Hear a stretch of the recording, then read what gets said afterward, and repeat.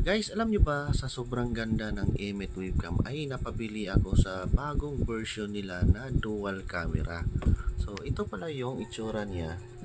Tapos ang kagandahan dito ay meron pa siyang remote control. So ibig sabihin pwede mo siyang ma-zoom in at zoom out. At pwede ring i-adjust yung mga mode niya. Kung pwede ka mag black and white or parang mataas yung contrast, at pwede kang pumili sa apat na mode dito. At pwede mo rin ma-adjust yung brightness at saka yung sa HD niya.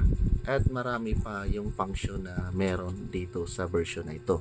Nakita nyo naman na ginamit natin yung version 1 na Emmet webcam sa photobooth at napabilib tayo sa quality at outcome ng version 1 na yun. At i-test natin yung bagong version nila na dual camera.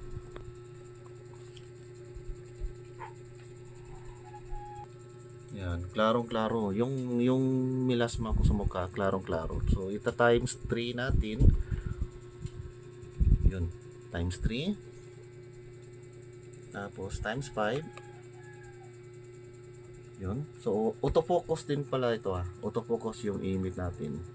Tapos, times 7. Yun. Ako, klarong-klaro na yung ano, yung milasma ko sa mukha. Tapos, ito. Yan. Yun. So, balik natin. Magte-test tayo. Get ready.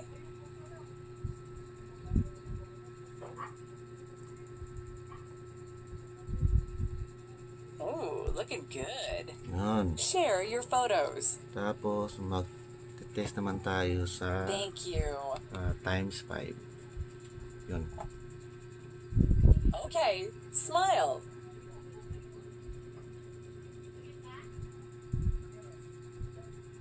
Yun. Oh, looking good. Nice. Share your photos. Thank you. Tapos, normal mode. Okay. So, overall, maganda si Emmet, yung dual camera. Tapos, ang rito, yung parang nakaganda dito is yung mga functions niya galing dito sa remote. So, Emmet webcam lang dual camera.